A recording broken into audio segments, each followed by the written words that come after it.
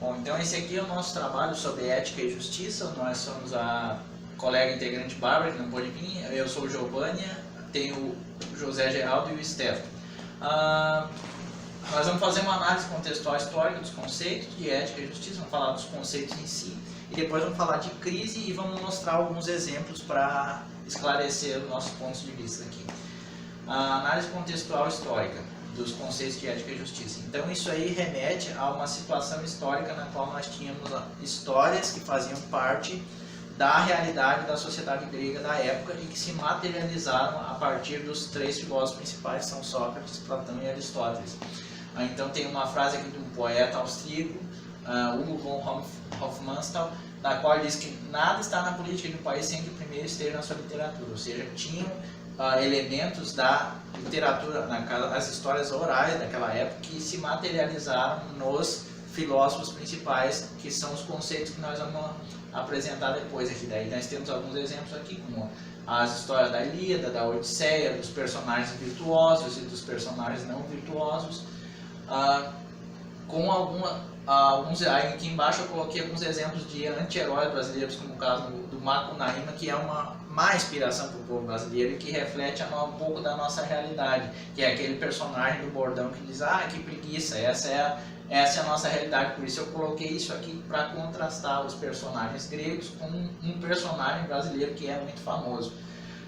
Tem outros também, como o Major Policarpo Quaresma e o Conselheiro Acácio também, que esses na verdade eles eram heróis, mas que eles eram repudiados pela sociedade brasileira. Por isso é uma questão que se cabe refletir sobre isso. Por que as pessoas boas, de boa índole, até mesmo na literatura, elas são repudiadas, são tidas como pessoas esquisitas, que não merecem atenção e tudo mais.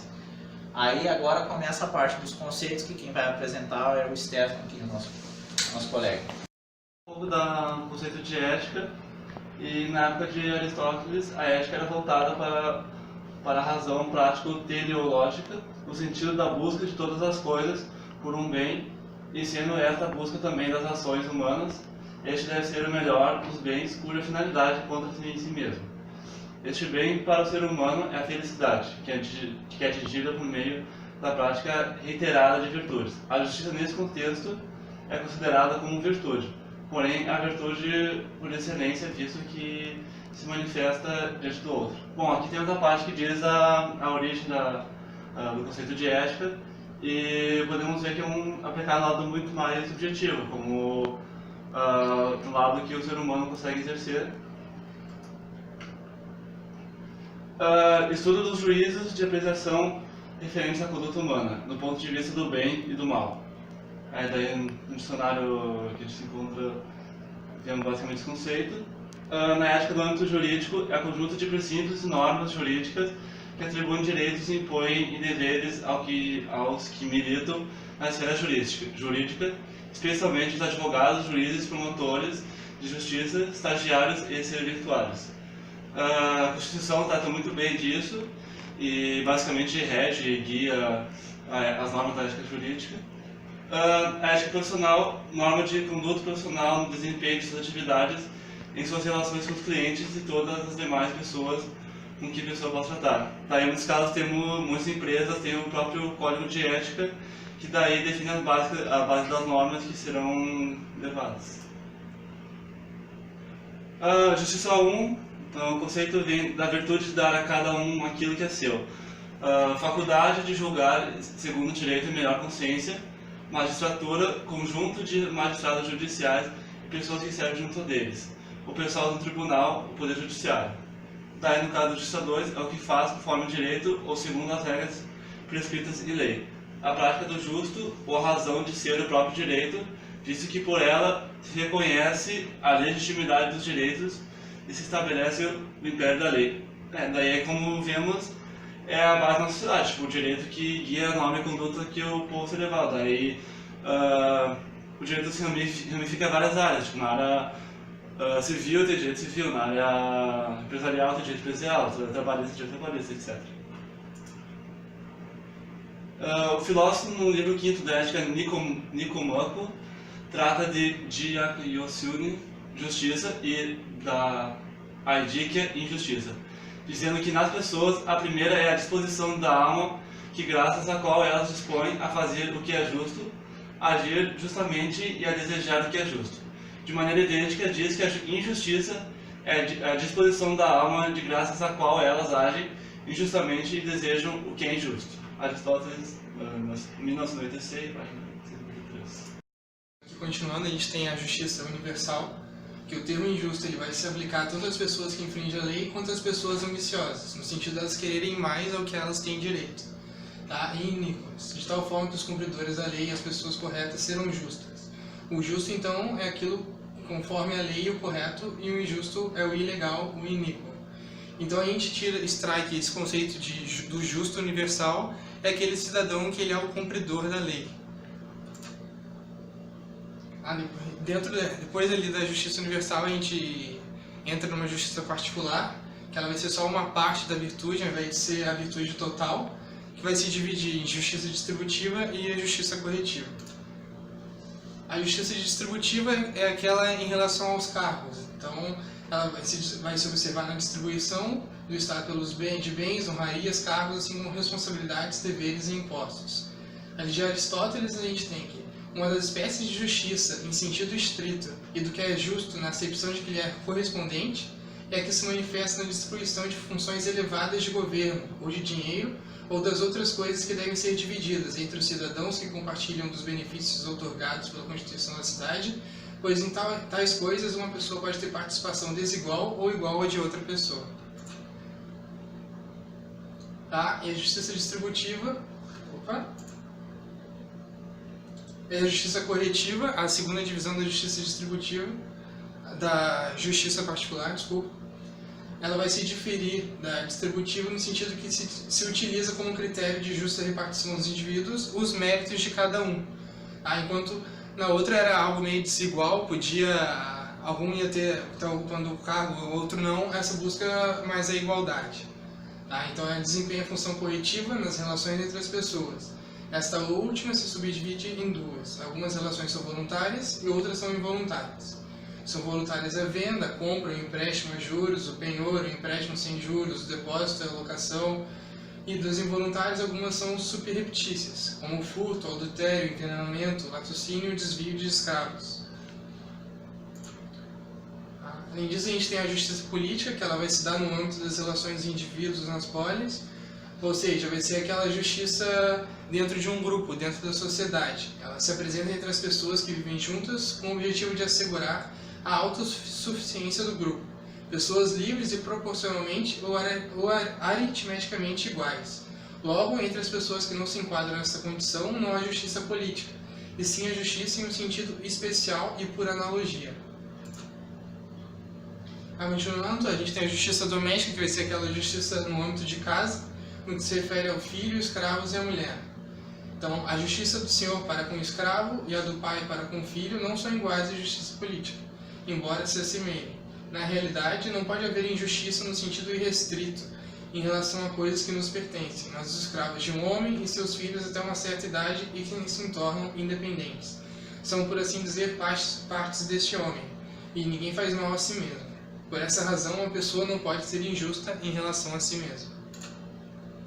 Aqui a gente vai entrar em dois conceitos de justiça que a gente viu bem ali no caso dos exploradores de caverna, que a gente estudou na disciplina, que os juízes eles têm tanto uma moral que eles vão aplicar a justiça do que está estabelecido ali em lei, ou outra de acordo com as suas concepções, né? Aquelas que eles veem pela sociedade. Então aqui a gente tem na justiça legal. A justiça política é em parte natural e em parte legal. São naturais as coisas que em todos os lugares têm a mesma força e não depende de as aceitarmos ou não. E é legal aquilo que o princípio pode ser determinado indiferentemente de uma maneira ou de outra, mas depois de um determinado já não é indiferente. Então a justiça legal ela vai ter o fundamento na lei, tá? que é definida pela vontade do legislador.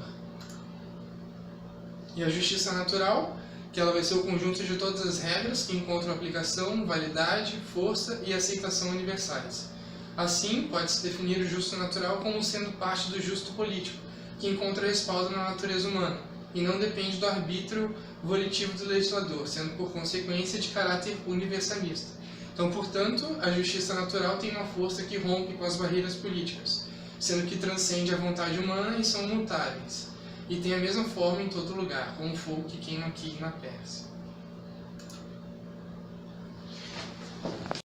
Eu vou apresentar uma parte relativa à crise de todos esses valores éticos e conceitos que a gente analisou até agora e foi apresentado pelo outro colega aqui, ó. Botei até uma charge aqui para fazer uma escolha entre as mentiras reconfortantes e as verdades desagradáveis. Até seria interessante até analisar sobre isso, porque hoje em dia as pessoas realmente não, às vezes não querem entender a realidade, mas apenas fugir dela.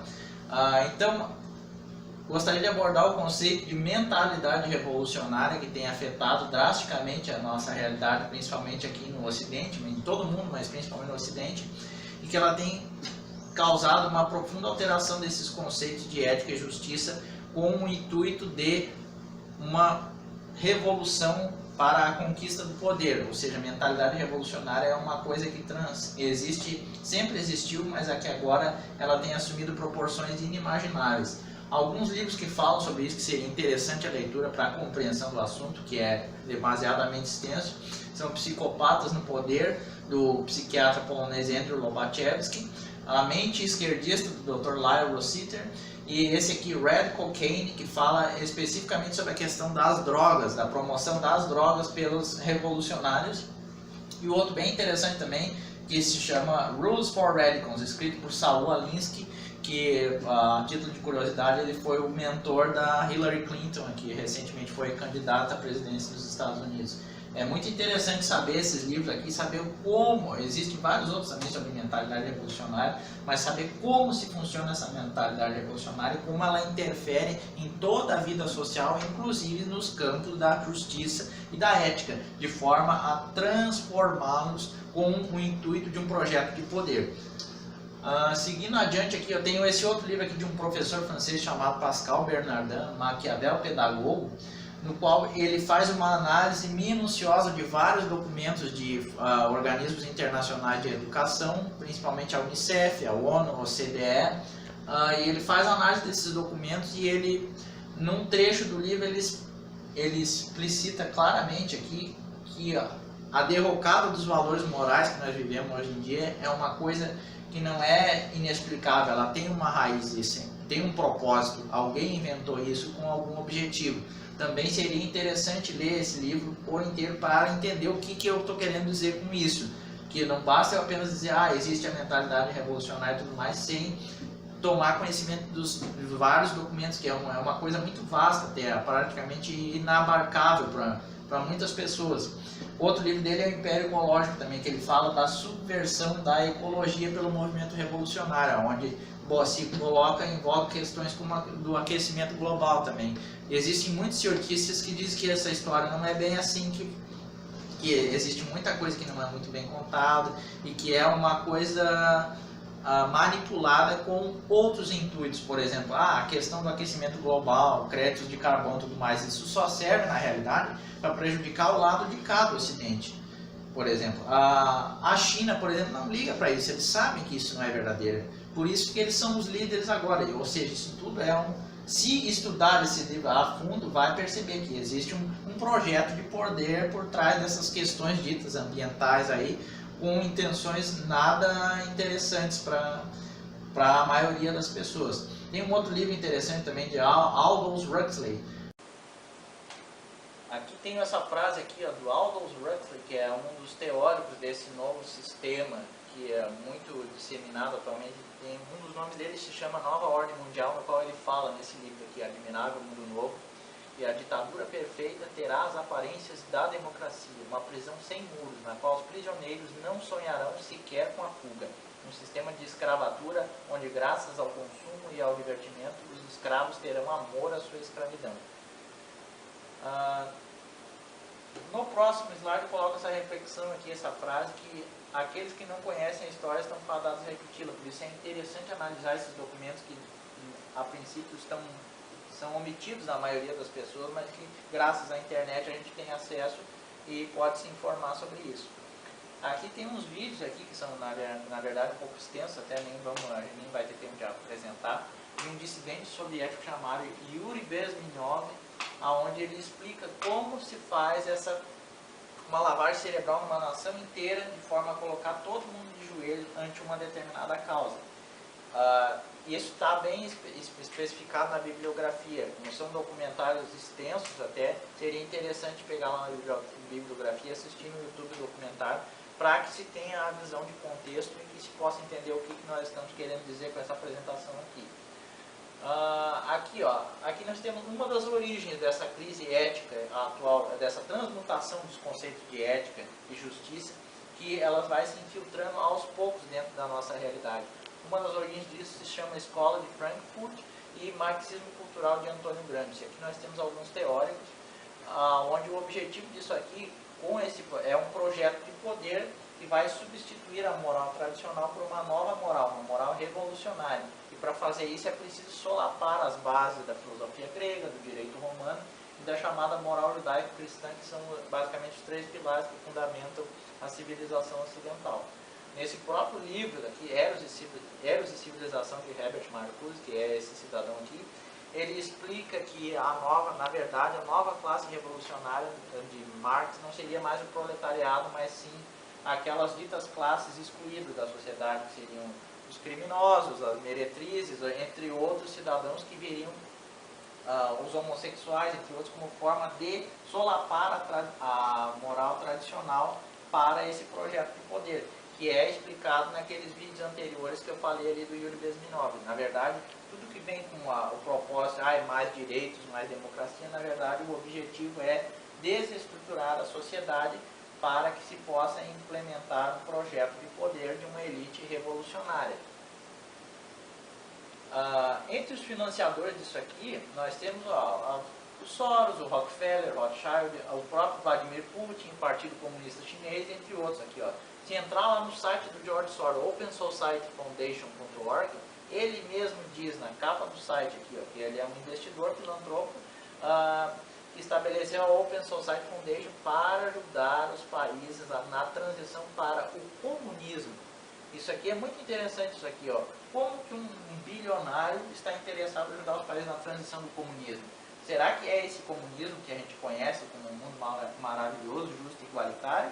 Ou é aquele socialismo real que já aconteceu na União Soviética, onde uma pequena elite de pessoas muito ricas e influentes domina tudo e subjuga a massa? Cabe refletir sobre essas questões aqui. Como que um capitalista bilionário quer ajudar a transição dos países para o comunismo? No próprio site dele diz. Existem vários outros documentos, até denúncias atuais, aí recentemente no Wikileaks, do Julian Assange, mostram que ele financia vários grupos de esquerda no Brasil e no exterior também, como eu já mandei naquela notícia que o senhor teve a oportunidade de ler.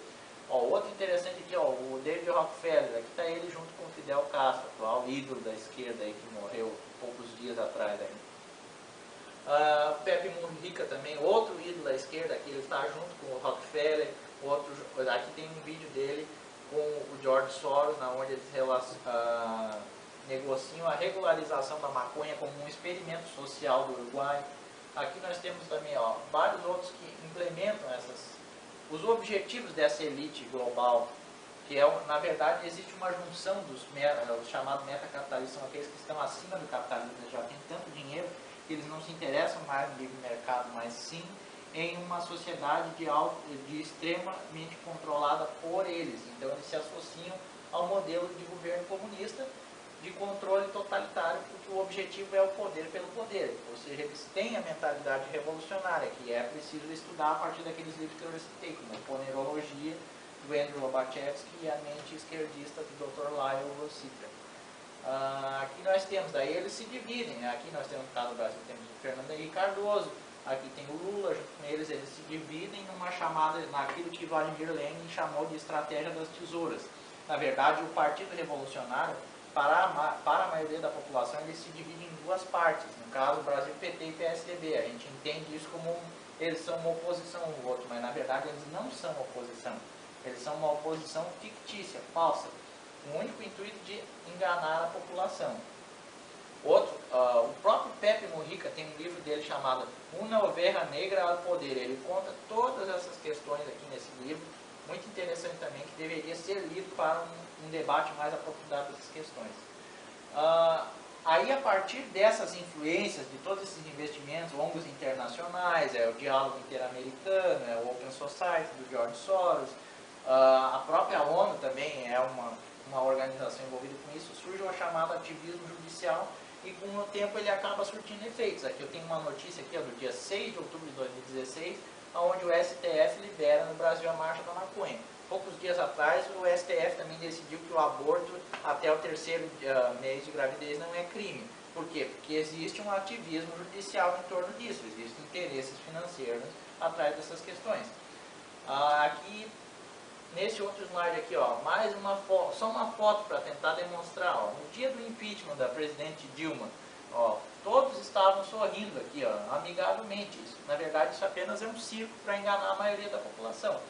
Enquanto isso aqui acontece, a realidade é a seguinte: o Brasil está à venda e quem está comprando é a China.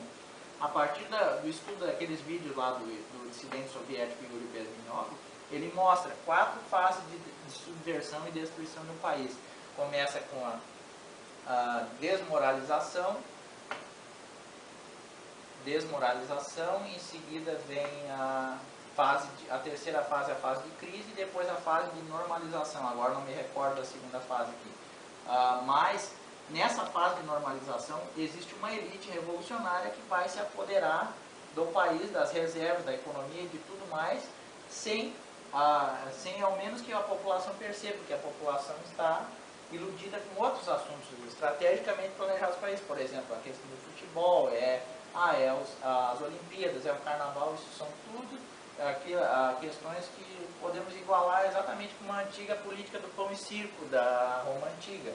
E tem efeito muito interessante sobre a população. Na realidade, nós como administrador, a gente tem que saber disso e tem que discutir essas questões. Não pode se deixar levar por essas coisas que são projetadas especificamente para nos enganar, para nos desviar do foco. Na verdade, essa é a intenção de tudo, é um sistema de poder revolucionário. Aqui eu trouxe alguns exemplos de onde, a partir do nosso ponto de vista, a gente vê que não houve justiça. A intenção oficial era de se fazer justiça, mas na verdade não houve.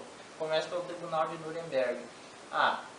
Aqui, a princípio, era para julgar os crimes dos nazistas. Mas ao mesmo tempo que se julgou os crimes dos nazistas, nos é sonegada a informação de que o Tribunal de Nuremberg foi criado justamente por a ideia do Joseph Stalin para ocultar os crimes que ele havia cometido. Por exemplo, o massacre da floresta de Katyn em 1940. Enquanto a gente só pensa em crimes dos nazistas, ninguém pensa nos crimes dos comunistas. Até não se dá a mesma carga moral que se dá para o crime do nazista, não se dá a mesma carga para o crime do Stalin, que na verdade ele matou até 3 vezes mais do que o próprio nazismo, em torno de 60 milhões de pessoas, a partir do estudo do Livro Negro do Comunismo, que também é escrito por pessoas que fugiram do regime soviético naquela época. Ou seja, não houve justiça nenhuma. Na verdade, está certo que foram condenados os criminosos nazistas, mas na realidade ocultou-se outros tantos crimes que não vieram ao questionamento da maioria da população. Por exemplo, outro crime de Stalin, também de 1932 para 1933. 6 milhões de pessoas morreram de fome na Ucrânia, quando o Stalin tomou os cereais daquele país. Ou seja, fala-se tanto em 6 milhões de judeus que foram mortos. Tudo bem, isso aí é uma tragédia. Mas por que não se fala dos mesmos 6 milhões, de outros 6 milhões, aliás, que morreram na Ucrânia de fome, por ação do sistema revolucionário comunista do Joseph Stalin? E tantos outros crimes também por outros governantes da União Soviética, até mesmo Vladimir Putin hoje em dia. Existem vários crimes desse cara, tu acha isso na internet, mas a mídia não mostra isso. Aqui tem um trecho do documentário A Verdadeira História da União Soviética, também facilmente encontrado no YouTube, onde é um trecho longo, também a gente não vai ter tempo de mostrar aqui, onde mostra todos esses crimes, fotos, documentos, a realidade do que realmente foi a União Soviética.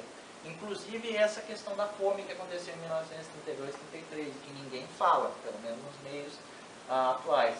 O segundo anti-exemplo, onde a gente coloca como uma total falta de ética e justiça, é a questão da legalização do aborto nos Estados Unidos. É um caso chamado Roe versus Wade, onde essa mulher aqui, a Norma Corday, ela entrou com uma ação na justiça pedindo direito ao aborto, alegando que ela tinha sido estuprada. Então, mais tarde, ela mesma confessou que isso foi uma mentira que ela inventou, que na verdade ela foi financiada por organizações como aquela. Aqui temos uma Planned Parenthood, é a paternidade assistida, que é a maior clínica de aborto envolvida em vários escândalos nos Estados Unidos. Várias pessoas relativas a isso aqui, envolvidas com essas questões aqui, financiaram ela com o objetivo de liberar o aborto como forma de controle populacional. Só que não se fala essa realidade.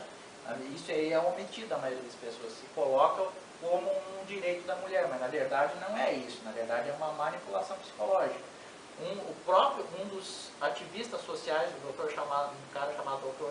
Bernard Nathanson, ele mesmo confessa: nós éramos ativistas sociais empenhados na legalização do aborto, nós manipulávamos pessoas e o objetivo é controle populacional. Ele conta isso no filme dele, O Grito Silencioso, que também está especificado na bibliografia do nosso trabalho. O próximo anti-exemplo de ética e justiça também é a questão do Foro de São Paulo no Brasil, que até nós chegamos a falar no dia da orientação do trabalho. Aqui nós temos a lei dos partidos políticos, onde ela diz aqui que é ilegal um partido político no Brasil receber aporte ou estar relacionado com organizações internacionais. E em seguida, eu tenho um discurso aqui do Fidel Castro, onde ele fala do Foro de São Paulo e tudo mais, dessas questões, essas relações que são subtraídas, sonegadas essas informações da maioria da população. Ele fala aqui, no 4º Congresso do Foro de São Paulo, em 93, que o objetivo era reconquistar na América Latina o que se perdeu no leste europeu.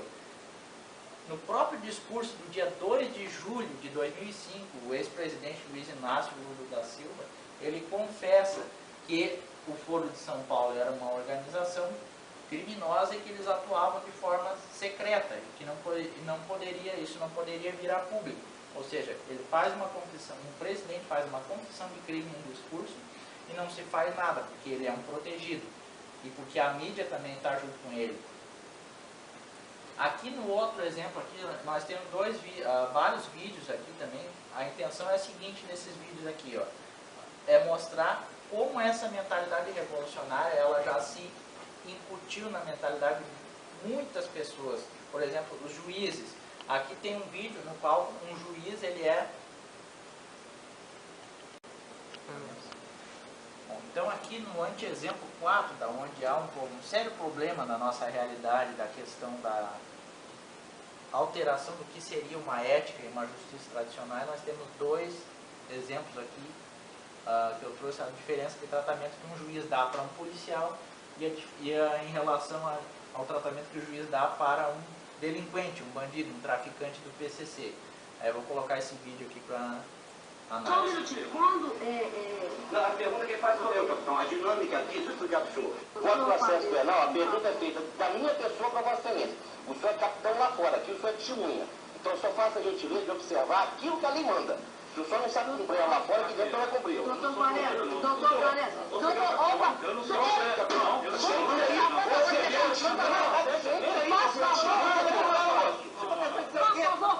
Aqui você é testemunha. Não venha me intimidar, não, moço. Aqui você é soldado. Doutor Quaresma. Como é que é? Doutor Quaresma. Capitão, estou caçando a palavra do senhor. E do senhor também, Doutor Lauro, eu dissolvo o conselho de sentença se isso aqui virar um teatro. Está falando com a família da Pitty? Deixa eu acabar de falar. O senhor está falando com a família da Pitty ou é impressão? Viu só? Aqui nós temos o tratamento que a juíza dá para um policial. E agora em seguida, agora vem um outro juiz aqui com um traficante do PCC. Acusado pelo Ministério Público, praticar o crime de coação no curso do processo. O senhor tem o direito de permanecer em silêncio, mas se quiser pode utilizar essa oportunidade para apresentar sua versão, para se defender sobre os fatos.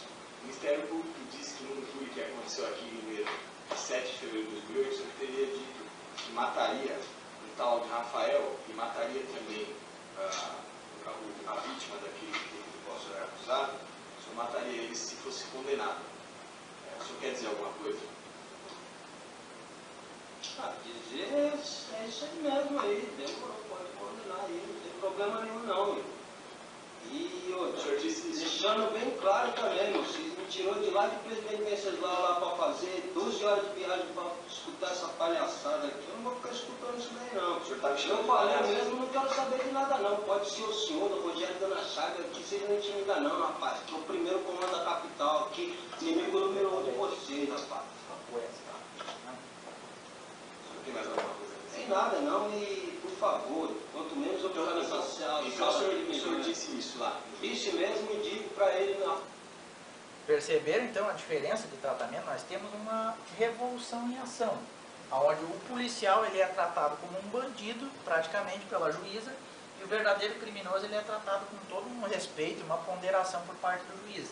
Por quê? Porque isso está impetrado na mentalidade, de alguma forma isso faz parte do contexto social, onde o bandido ele é uma vítima e o policial na verdade ele é um criminoso. Mas isso é uma moral totalmente invertida na realidade. Nós sabemos claramente que existe um projeto de criminalizar a polícia e aliviar a barra dos verdadeiros bandidos. E é exatamente isso que acontece nesse anteexemplo aqui que a gente coloca como uma questão da atuação da mentalidade revolucionária. Isso remete àquela questão da escola de Frankfurt, entra no próprio livro do Eras de Civilização. Isso vai entrando em toda a sociedade, em toda a civilização ocidental. Existe um estímulo à criminalidade, ao mesmo tempo que o homem da lei ele é tido como uma pessoa errada, criminosa, um autoritário. Isso também é explicado muito bem nos vídeos do Yuri Bezmenov, que estão disponíveis na bibliografia. O próximo anteexemplo onde não há ética e nem justiça, e que cabe muito bem a nossa reflexão, é a questão da justiça eleitoral brasileira. Por exemplo, na eleição de 2014, aqui nós tivemos o juiz Dias Toffoli, nomeado pelo então presidente Luiz Inácio Lula da Silva. Aqui está o irmão dele, beijando o ex-presidente da República. E esse cara aqui foi o responsável pela avaliação pela apuração de todas as eleições de 2014, uma apuração secreta, completamente antidemocrática, onde apenas um pequeno grupo de pessoas fica sabendo do resultado e se divulga as pessoas ficam sabendo apenas pela tela da televisão, porque não tem outra forma de averiguar essa questão da votação. É uma coisa extremamente restrita a um pequeno grupo de pessoas. Então tem essa frase aqui extraída dos livros de Joseph Stalin, onde ele diz, que é muito interessante também. As pessoas que votaram não decidem nada, as pessoas que contam os votos decidem tudo. Por isso que coexiste essa nossa realidade aí. O processo eleitoral brasileiro dizem que é democrático, mas não, isso não é verdade. Na verdade é apenas uma repetição estilo Goebbels. Repete-se a mentira tantas vezes que as pessoas acabam acreditando que é verdade, mas não é. Porque as pessoas não têm acesso à informação, não tem como saber. Apenas um pequeno grupo lá que decidiu a eleição. E a gente não sabe o que aconteceu lá. O próximo exemplo, o próprio Supremo Tribunal Federal. Nós sabemos de todas as coisas que estão rolando na mídia atualmente em relativo ao Supremo Tribunal Federal. Eu trouxe alguns exemplos aqui, A ministra Carmen Lúcia foi nomeada pelo Lula, existem várias coisas envolvendo ela também. E o ministro Luiz Edson Fachin, tem um vídeo dele onde ele faz uma campanha descarada pela eleição da Dilma em 2014. Em seguida, ele é nomeado ministro do Supremo Tribunal Federal. Faz sentido isso? Cadê a independência entre os poderes? Como pode uma coisa dessa? Aqui o ministro Gilmar Mendes também, que tem uma folha corrida gigante também, muito interessante de ser analisada, principalmente por nós administradores. Ele mesmo confessa em vídeo que eles como juízes do Supremo Tribunal Federal, estão fazendo uma manipulação da famosa Ação Penal 470. Aqui, por último, nós temos o juiz Marco Aurélio Melo, que teve a sua filha, Letícia Melo, nomeada desembargadora aos 37 anos de idade pelo Rio de Janeiro, pela então presidente Dilma Rousseff. E em seguida, após essa nomeação, ele começou a fazer uma série de defesas aos governos do PT, e criticando inclusive a ação do juiz Sérgio Moro, onde ele critica a condução coercitiva de Lula, justamente com base nesse sistema de favores. A Dilma nomeou a filha dele, agora ele é um partidário do PT. Ou seja, isso é uma total falta de ética e justiça, e ninguém discute isso, é praticamente um tabu, é proibido falar sobre essas questões. Então, como conclusão do nosso trabalho, eu trouxe aqui alguns tópicos que seriam interessantes ser analisados para a gente começar, por exemplo, a tomar cuidado com certas verdades universais incontestáveis. As mesmas pessoas que falam que não existe verdade absoluta, elas colocam seus pontos de vista como verdade absoluta.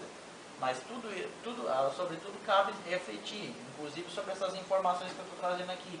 Só que a questão é que é uma documentação vasta e é importante se estudar tudo isso para que se tenha uma visão do ponto de vista.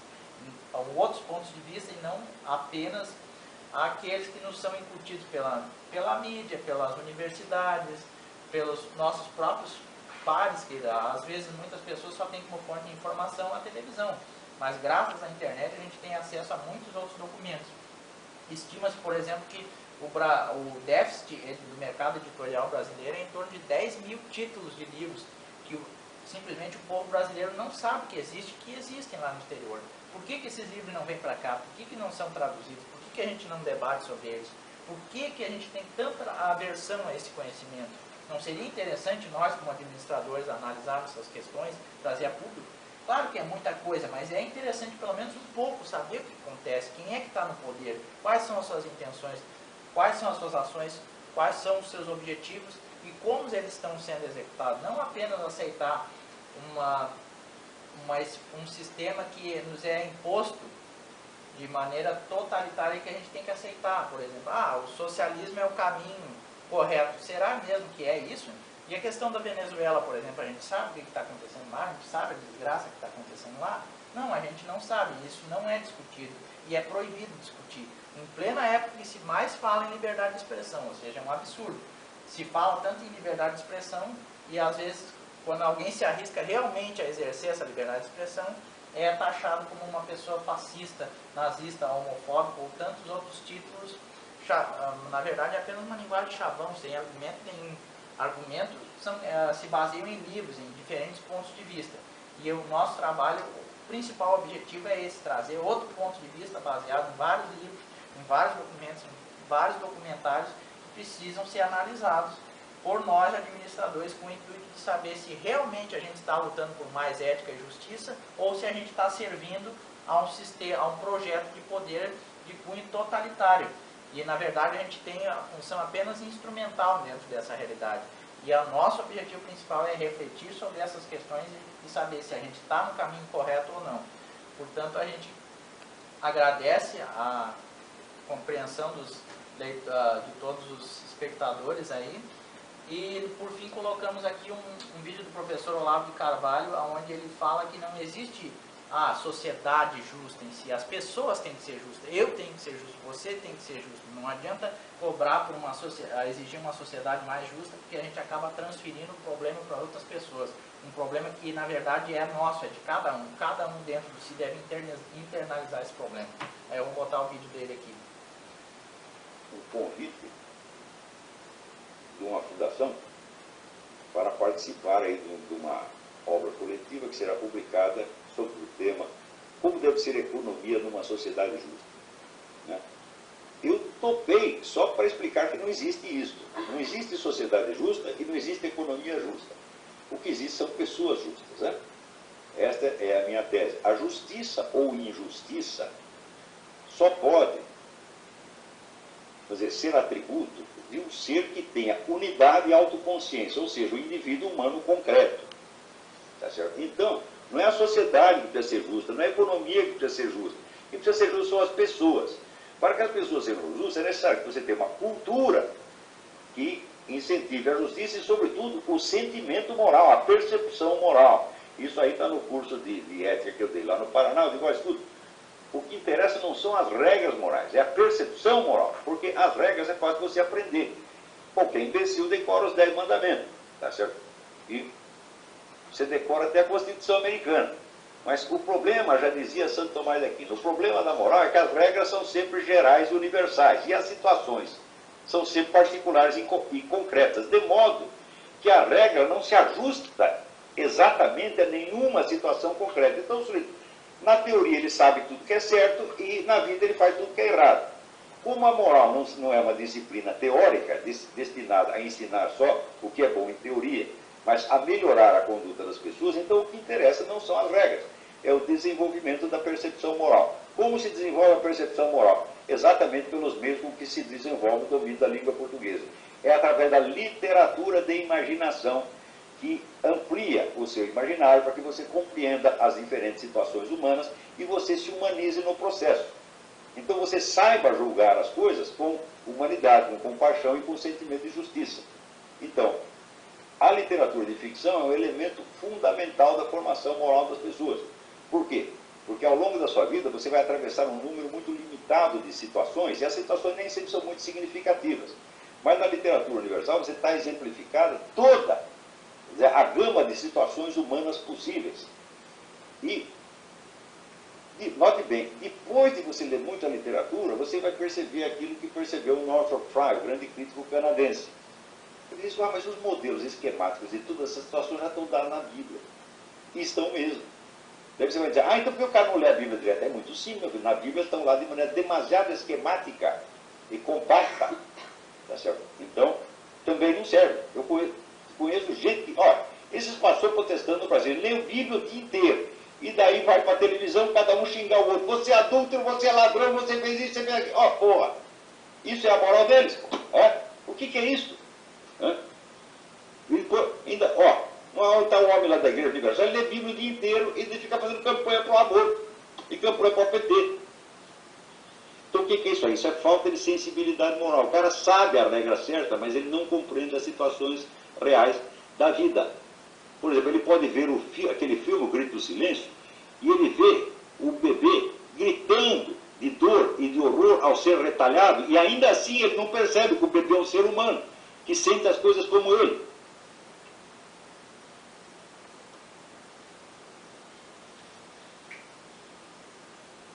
Então, compaixão significa sentir junto com o outro. É através da imaginação que você desenvolve a sua compaixão. E esta é a regra básica da moral. Ama teu próximo como a ti mesmo. Bom, então esse aí é o objetivo do nosso trabalho, então. Esse com um convite à reflexão sobre o que realmente é essa moral, o que é realmente justiça. Para mim, não exigir isso da sociedade, mas como eu faço isso, como eu contribuo para isso.